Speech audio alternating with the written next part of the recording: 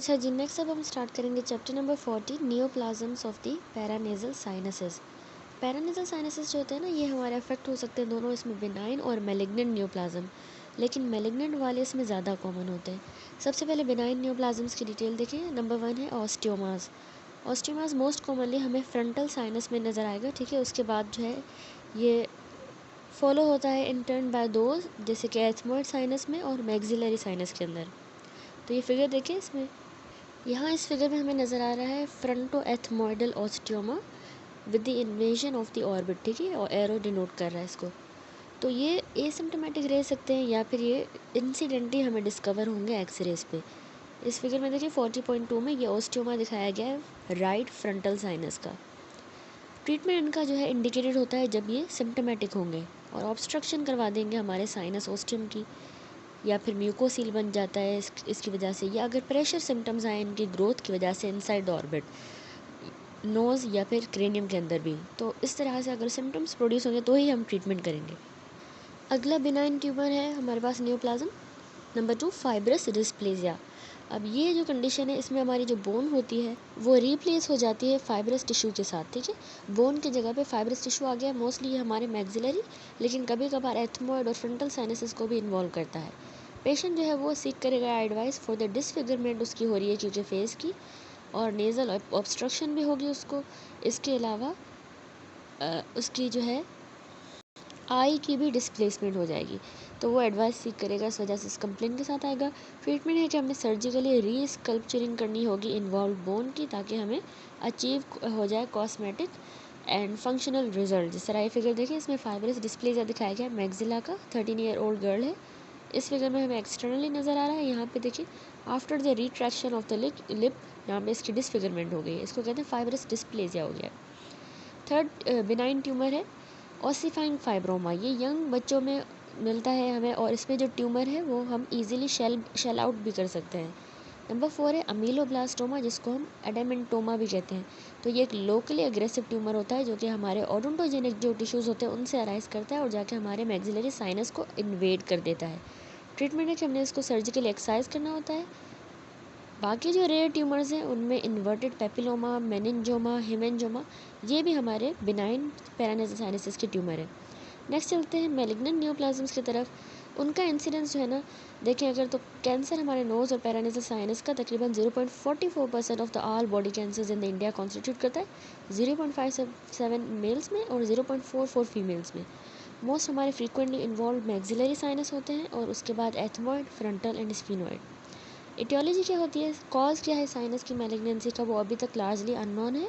वो लोग जो कि हार्डवुड फर्नीचर इंडस्ट्री में काम करते हैं, ये हम पढ़ चुके हैं, तो उनको जो है, या निकल refining, leather work, mustard gas के मैन्युफैक्चर में, तो इनमें ज़्यादा इंसिडेंस होता है साइनो नेज़ल कैंसर का। कैंसर मैक्सिलरी साइनस का ज़्यादा कॉमन है बेंटस ऑफ साउथ अफ्रीका में, जहाँ पे लोकली मेड स्नफ जो है यूज़ किया जाता है, जो कि रिच होता है निकल में भी और क्रोमियम भी उसमें ज़्यादा होता है। वो वर्कर जो फर्नीचर इंडस्ट्री में काम करते हैं उनको एडिनो कार्सिनोमा हो जाता है एथमोइड्स का और अपर नेज़ल कैविटी का, वाइल वो जो कि निकल रिफाइनिंग में काम करते हैं तो उनको स्क्वामस सेल कार्सिनोमा होगा और एनाप्लास्टिक कार्सिनोमा। अब हिस्टोलॉजी देखें अगर, तो तकरीबन 80% से भी ज़्यादा जो मैलिग्नेंट ट्यूमर है वो स्क्वामस सेल वेराइटी के होते हैं। बाकी जो है एडिनो कार्सिनोमा होंगे, एडिनोइड सिस्ट कार्सिनोमा या मेलानोमा, और उसकी वेरियस टाइप सार्कोमास की। तो 40.4 एंड 40.5 इसमें देखें तो हमें ये फोटो माइक्रोग्राफ शो कर रहा है एडिनो कार्सिनोमा, जिसमें ग्लैंडुलर पैटर्न है और नियोप्लास्टिक एपिथेलियल सेल्स जो हैं इसको लाइन कर रहे हैं। सेल्स देखें, इनमें हमें इंट्रासाइटोप्लाज्मिक म्यूसिन नज़र आ रहा है जो कि ये ब्लैक एरो शो कर रहा है। जबकि इस फिगर में देखिए, यहाँ फोटो माइक्रोग्राफ में हमें well differentiated squamous cell carcinoma नज़र आ रहा है पर्ल फॉर्मेशन के साथ। देखिए, ये देखिए कैरेटिन पर्ल्स, और इसमें फैटी स्पेसेस हैं। अब चलते हैं carcinoma of the maxillary sinus पे डिटेल में। ये हमारा मैक्सिलरी साइनस का जो कार्सिनोमा है, ये हमारी जो साइनस की लाइनिंग है उससे अराइज करता है, और ये साइलेंट रह सकता है लॉन्ग टाइम, गिविंग ओनली वैग सिम्टम्स, सिर्फ साइनोसाइटिस के। तो ये फिर स्प्रेड करेगा और फिर हमारी बोनी कन्फाइंस को डिस्ट्रॉय करता जाएगा मैक्सिलरी साइनस की, और इन्वेड कर देगा सराउंडिंग स्ट्रक्चर्स को भी। इस फिगर में देखिए, यहाँ पे कार्सिनोमा दिखाया गया है मैक्सिला का, ठीक है। Left sided 75 year old mail में इस फिगर में देखिए नोट करें हमें स्वेलिंग और रेडनेस नज़र आ रही है चीक के ऊपर। बी फिगर में हमें ये एक्सपेंशन नज़र आ रही है अपर एल्वियोलस की with the intra oral growth हो रही है, ठीक है, ओरली। और साथ में यहाँ पे सीटी स्कैन है जिसमें हमें ओपेसिटी और डिस्ट्रक्शन नज़र आ रही है लेफ्ट मैक्सिला की भी और ऑर्बिटल फ्लोर की डिस्ट्रक्शन हो गई है। तो अब क्लिनिकल फीचर हमें क्या मिलते हैं मैक्सिलरी साइनस के न्यूप्लाज्म में? ज़्यादातर 40 to 60 ईयर एज ग्रुप में ये डिजीज़ होती है जिसमें मेल्स ज़्यादा अफेक्ट होते हैं। अर्ली फीचर में जो है मैक्सिलरी साइनस की मैलिग्नेंसी में नेज़ल स्टफीनेस होगी उसको, और blood stain nasal discharge produce होगा। ब्लड स्टेन नेज़ल डिस्चार्ज भी प्रोड्यूस होगा। फेशियल पैरेस्थीसिया या फिर पेन और एपिफोरा भी होगा, ठीक है। अब इस तरह के सिम्टम्स जो है ना मिस भी हो सकते हैं या सिंपली हम इसको सिर्फ साइनोसाइटिस की तरह ट्रीट कर सकते हैं। ये अर्ली फीचर्स होंगे। अब लेट फीचर्स में ना डिपेंड करता है डायरेक्शन ऑफ स्प्रेड पे भी, एक्सटेंड कितना हुआ है ग्रोथ का। तो स्प्रेड ऑफ डिजीज़ जो है वो डायरेक्ट हो सकता है लिम्फेटिक या ब्लड रूट। डायरेक्ट में आपने याद रखना है ये मीडियली स्प्रेड करेगा, एंटीरियर स्प्रेड, इंफीरियर स्प्रेड और सुपीरियर स्प्रेड। तो इसके अलावा पोस्टीरियर स्प्रेड और इंट्राक्रेनियल स्प्रेड भी होता है, लिम्फेटिक के थ्रू दूसरा करेगा। और तीसरा ब्लड बॉन्ड। ब्लड बॉन्ड में याद रखिएगा डिस्टेंट मेटास्टेसिस जो है लंग्स में मोस्ट कॉमनली होगी और बोन्स के अंदर। तो जो मीडियल स्प्रेड हमने कहा नेज़ल कैविटी के अंदर, तो उसके वजह से जो है नेज़ल ऑब्स्ट्रक्शन हो सकती है हमारे एंटीरियर और पोस्टीरियर एथमोइडल साइनसेस के अंदर। तो इसीलिए मोस्ट जो एंट्रल मेलिग्नेंसीज होती हैं वो एंट्रो एथमोइडल नेचर की होती है।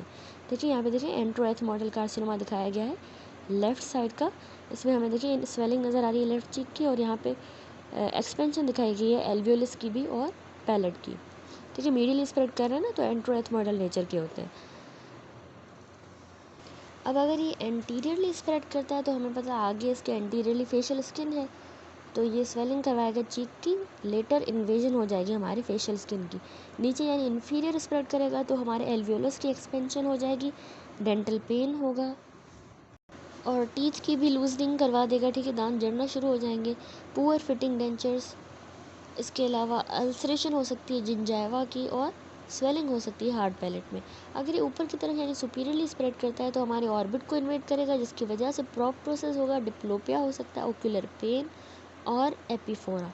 पीछे यानी पोस्टीरियरली जाएगा तो टेरिगोपैलेटिक हमारा फोसा है, टेरिगोइड प्लेट्स हैं और हमारे इंफ्रा टेम्पोरल फोसा के मसल्स हैं, तो ये ट्रिस्मस करवा सकता है।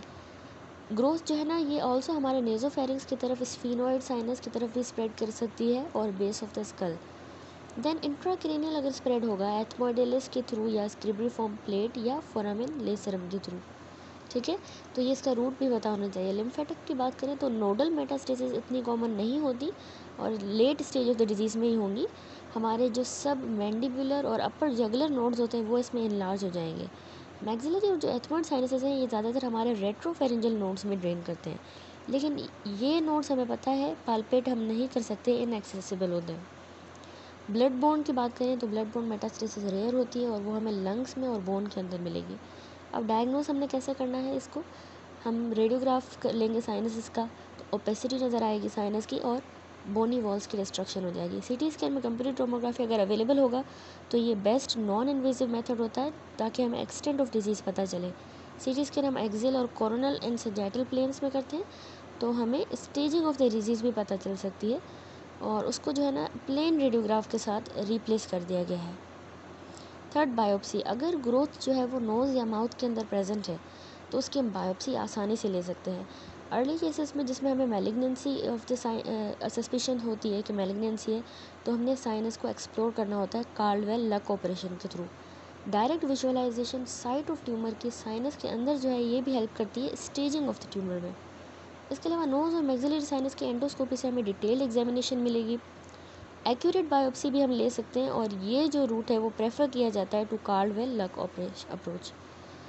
नेक्स्ट है क्लासिफिकेशन। तो यूनिवर्सली कोई एक्सेप्टेड क्लासिफिकेशन नहीं है मैक्सिलरी कार्सिनोमा की। नंबर 1 है ओहनग्रेन्स क्लासिफिकेशन।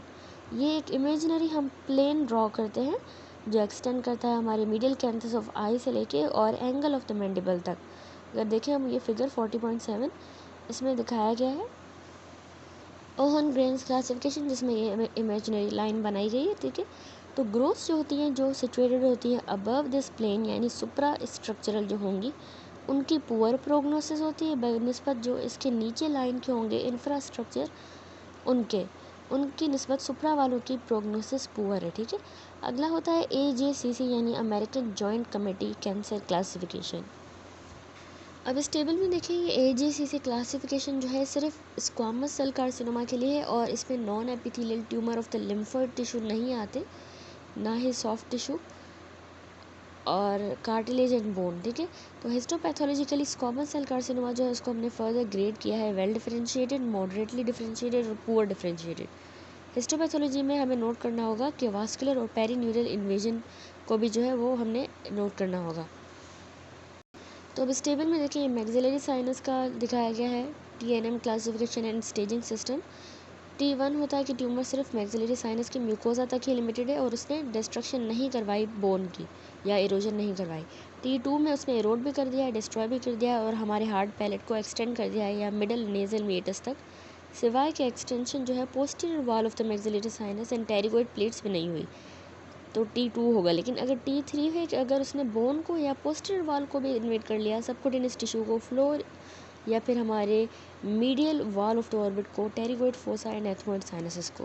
ठीक है, इनमें से कोई भी फॉलोइंग होगा तो हम T3 कंसीडर करेंगे। T4A होता है कि ट्यूमर ने हमारे एंटीरियर ऑर्बिटल कंटेंट्स को इन्वेट किया है, skin of the cheek, pterygoid plate, infratemporal fossa, cribriform plate, sphenoid या फ्रंटल साइनसेस। T4B होता है कि ट्यूमर ने किसी भी फॉलोइंग को इन्वेट किया है, जैसे ऑर्बिट के एपेक्स को, ड्यूरा को, brain, middle cranial fossa, cranial nerves या कोई और maxillary division of trigeminal nerve को, नेजोफेरिंक्स को या क्लाइवस को, तो हम T4B उसको क्लासीफाई करेंगे।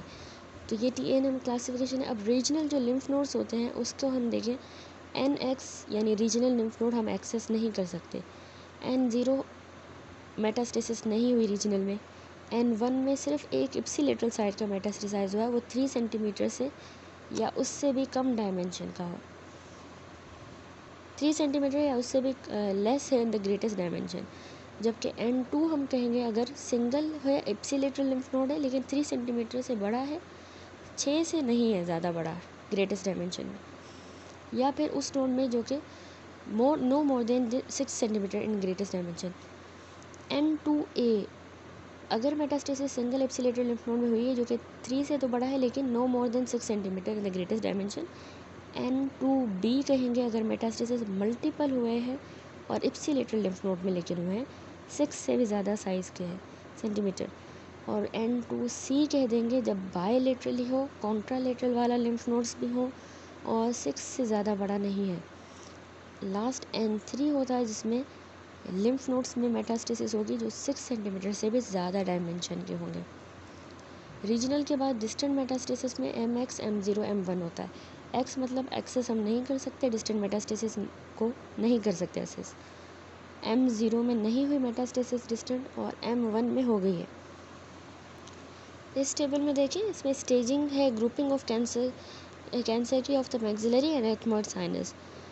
T1 N0 M0 तो स्टेज 1, लेकिन T2 N0 M0 स्टेज 2 कहेंगे। तो ऊपर नोट्स के हिसाब से आपने इसको करना है। T3 है, N0 है, MOT1 है या फिर T2 T3, यानी T3 N0 M0 T1 भी हो सकता है, 2 भी हो सकता है, 3 भी हो सकता है, जिसमें N1 के साथ या M0 के साथ तो हम स्टेज 3 कंसिडर करेंगे। इस तरह 4A 4B 4C में रिस्पेक्टिवली गिवन है। ठीक है, तो इसको आप उस ऊपर वाले टेबल के साथ कोरिलेट करके देख सकते हैं। नेक्स्ट इस टेबल में क्लासिफिकेशन है कैंसर की of the nasal cavity and ethmoid sinuses T1 2 3 4A and 4B। 1 में ट्यूमर रिस्ट्रिक्टेड हुआ है सिर्फ एक सब साइट में, उसमें विथ या विदाउट बोनी इन्वेजन के, हो भी सकती है नहीं भी। T2 में उसने 2 सब साइट्स को इन्वेड कर दिया है सिंगल रीजन में या फिर एक्सटेंड कर गया है एडजेसेंट वाले रीजन में within the nasoethmoidal complex with या without the bony invasion. T3 में ट्यूमर ने हमारी मीडियल वॉल को या फिर फ्लोर ऑफ द ऑर्बिट को इन्वेड किया, मैक्सिलरी साइनस को, पैलेट को और क्रिब्रिफॉर्म प्लेट को। 4A हम कहेंगे जब उसने इन सारे स्ट्रक्चर्स को इन्वेड किया, किसी भी इनमें से एंटीरियर ऑर्बिटल कंटेंट को या नोज़ की चीक की स्किन को, मिनिमल एक्सटेंशन हमारे एंटीरियर क्रेनियल फोसा में अगर हो गई, टेरिगोइड प्लेट्स, स्फीनोइड या फ्रंटल साइनसेस। इसके अलावा 4B हम कहेंगे अगर उसने ऑर्बिटल एपेक्स को, dura, brain middle cranial nerves या फिर V2 या फिर नेजोफेरिंक्स और क्लाइवस को इन्वेट किया है।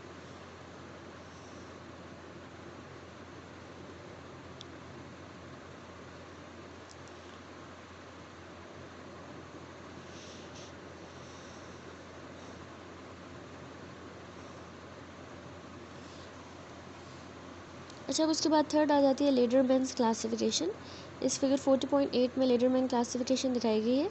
तो इसमें दो हॉरिजॉन्टल लाइंस होती हैं सेबी ल्यू की, वन जो है वो पास कर रही है through the floor of the orbit से, और दूसरी जो है वो फ्लोर ऑफ द एंट्रा से पास कर रही है। थस इसने डिवाइड कर दिया है एरिया को सुप्रा स्ट्रक्चर के अंदर, जिसमें एथमॉइड, स्फीनॉइड और फ्रंटल साइनसेस आ जाते हैं, और olfactory area of the knows.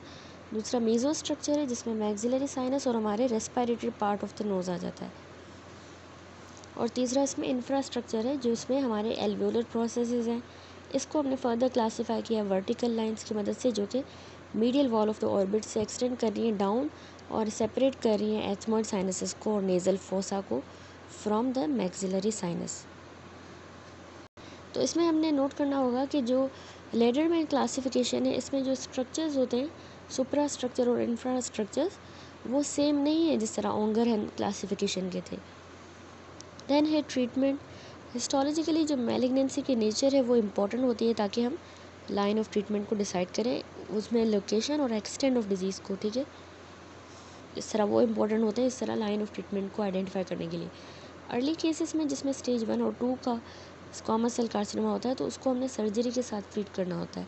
ये फिगर देखिए इसमें, और इन दोनों में यहाँ पे वेबर फर्ग्यूसन्स इंसिजन दी गई है जो कि हम मैक्सिलेक्टोमी में यूज़ करते हैं। यहाँ मैक्सिलेक्टोमी ऑर्बिटल एक्सेंट्रेशन के साथ दिखाया गया ऑफ द राइट आई, और ये सेम पेशेंट है उसकी हमने रिहेबिलिटेशन की है मैक्सिलरी प्रोस्थेसिस देके और आर्टिफिशियल आई। तो हम अर्ली केसेस को 1 और 2 स्टेज वालों को सर्जरी के साथ या फिर रेडिएशन के साथ इक्वल रिजल्ट के साथ ट्रीट कर सकते हैं। T3 या T4 वाली लेजन्स को हमने combined modality of radiation and surgery के साथ ट्रीट करना होगा। रेडिएशन जैसा कि हम पोस्ट ऑपरेटिवली या प्री ऑपरेटिवली या पोस्ट ऑपरेटिवली दे सकते हैं। अब प्री ऑपरेटिव जो डोज होता है रेडिएशन का याद रखिएगा 5500 CGY, 5500 CGY, ठीक है। अब जो है 3 डायमेंशनल कन्फर्मल रेडियोथेरेपी आ गई है और इंटेंसिटी मॉड्यूलेटेड टेक्निक्स है रेडियोथेरेपी की जो कि लार्ज ट्यूमर के वॉल्यूम्स को कवर कर सकती हैं, और हम उससे साइड इफ़ेक्ट्स भी रेडिएशन के कम कर सकते हैं to the optic nerves and lens by providing accurate और होमोजेनियस रेडिएशन डोजेस दे सकते हैं। इसके अलावा कीमो रेडिएशन में कीमोथेरेपी और रेडिएशन साथ में भी हम दे सकते हैं लार्ज और इनऑपरेबल ट्यूमर्स के लिए डिफरेंट वर्कर्स में, जिसमें 5 साल का सर्वाइवल रेट मोर देन 60% है। आर्टरी के अंदर इंट्रा आर्टीरियल इन्फ्यूजन या 5FU की या फिर सिस्प्लास्टिन की और 5FU की विथ कंकॉमिटेंट रेडिएशन जो है ये भी हमने यूज़ किया है गुड रिजल्ट्स के साथ in the preference of the two the deformities created by the extensive surgery associated with advance malignancy, क्योंकि सर्जरी की वजह से डिफॉर्मिटी हो जाती है तो ये ज़्यादा सही रहेगा। अब प्रोग्नोसिस है, सर्वाइवल जो है डिमिनिश कर जाता है with the stage of tumour. Overall जो 5 ईयर का सर्वाइवल 40 to 50% केसेस में होता है। हाउएवर जैसा कि एडवांसेस आ गए हैं मल्टी मोडल थेरेपी में with improved techniques of radiation delivery with the hope to improve the results and protect the injury to the lens and optic nerve, तो उससे ये प्रोटेक्टेड होती है हमारी ऑप्टिक नर्व भी और लेंस भी, तो इसलिए अच्छी प्रोग्नोसिस होती है। तो ये सारा डिटेल में इस चैप्टर में हमने मैक्सिलरी साइनस की मैलिग्नेंसी को डिस्कस किया। नेक्स्ट टॉपिक आता है एथमॉइड साइनस मैलिग्नेंसी। हमारे एथमॉइड साइनस जो होते हैं ये भी एक्सटेंशन में इनमें मतलब इन्वॉल्व होते हैं from the extension of the primary growth of the maxillary sinus. Primary growth जो है एथमॉइड साइनस की इतनी उसकी अपनी कॉमन नहीं है, मैक्सिलरी की ही एक्सटेंशन हो जाती है। तो क्लिनिकल फीचर में हमें क्या मिलता है, अर्ली फीचर में नेज़ल ऑब्स्ट्रक्शन होगी, blood stain nasal discharge, retro orbital pain. Late जो फीचर्स आएंगे उसमें नेज़ल रूट की ही ब्रॉडनिंग हो जाएगी, लेटरल डिस्प्लेसमेंट हो गई आईबॉल की, और डिप्लोपिया हो सकता है, ठीक है, जिस तरह यहाँ फिगर में शोन है। एक्सटेंशन जो हमारी क्रिब्रिफॉर्म प्लेट से अगर हो जाएगी तो मेनिंजाइटिस हो सकता है। नोडल इन्वॉल्वमेंट इसमें इतनी कॉमन नहीं है, हमारे अपर नोड जो है वो इन्वॉल्व हो सकते हैं। ट्रीटमेंट है कि हमने CT स्कैन से हमें एक्सटेंट ऑफ डिजीज़ पता चलेगा, इंट्राक्रेनियल स्प्रेड भी। अर्ली केसेस में हमने प्री ऑपरेटिव रेडिएशन देनी होती है, उसके बाद हम लेटरल राइनोटोमी करेंगे और टोटल एथमॉइडेक्टोमी। अगर क्रिबिफॉर्म प्लेट इन्वॉल्व हुई तो फिर हमने एंटीरियर क्रेनियल फोसा को न्यूरोसर्जन की मदद से एक्सपोज करना होगा और फिर टोटल एक्सेंट्रेशन करनी होगी ग्रोथ की वन पीस के अंदर। और ये हम कैसे करेंगे, एक ही मतलब पीस में उसकी एक्सेंट्रेशन करेंगे ग्रोथ की बाय द क्रेनियोफेशियल रिसेक्शन उसको कहते हैं। इसमें जो प्रोग्नोसिस होती है 5 ईयर की और रेट है तकरीबन 30% में हम एक्सपेक्ट कर सकते हैं। देन है frontal sinus malignancy. Frontal sinus की मैलिग्नेंसी इतनी कॉमन नहीं है, ज़्यादातर 40 to 50 के दरमियान एज में देखा गया है। मेल प्रीपोनेंस ज़्यादा है 5:1। इसमें क्लिनिकल फीचर में बस फ्रंटल रीजन पे स्वेलिंग मिलती है, प्रेजेंटिंग फीचर होता है। ग्रोथ जो है हमारे floor of the frontal sinus से इरोड करके मीडियल कैंथस ऑफ आई के ऊपर एक स्वेलिंग की तरह प्रेजेंट कर सकता है। फ्रंटल साइनस की ग्रोथ आगे जाके एथमॉइड्स ऑफ द ऑर्बिट में भी एक्सटेंड कर सकता है। Dura of the anterior cranial fossa may be involved if the growth penetrates the posterior wall of the sinus। तो पीछे अगर चला जाएगा तो हमारी ड्यूरा भी इन्वॉल्व हो सकती है एंटीरियर क्रेनियल फोसा की। इस वाली मैलिग्नेंसी को हम प्री ऑपरेटिव रेडिएशन के साथ ट्रीट करेंगे और उसके बाद सर्जरी करनी होगी। सर्जरी में हम फ्रंटल साइनोटोमी करते हैं with ethmoid and orbital exenteration. ठीक है, इसका कंटेंट निकाल देंगे बिल्कुल रिमूव। न्यूरोसर्जिकल अप्रोच भी रिक्वायर्ड होती है ताकि हमने ड्यूरा को of the anterior cranial fossa को रीसेक्ट करें अगर वो इन्वॉल्व हो गया। लास्ट स्फीनोइड साइनस की मैलिग्नेंसी है। तो प्राइमरी मैलिग्नेंसी हमारे साइनस की रेयर है, इसको हमें डिफ्रेंशिएट करना होगा inflammatory lesions in this area. Plain X ray, CT scan और बायोप्सी हम स्फीनोइडोक्टोमी करेंगे उसके थ्रू। ये इसेंशियल होता है ताकि हमें नेचर भी पता चले और एक्सटेंट ऑफ डिजीज़ कितना हुआ है। रेडियोथेरेपी इसमें मेन स्टे ऑफ ट्रीटमेंट होता है। दैट्स इट, ये चैप्टर कंप्लीट हुआ 40। नेक्स्ट वीडियो से 41 चैप्टर स्टार्ट करेंगे।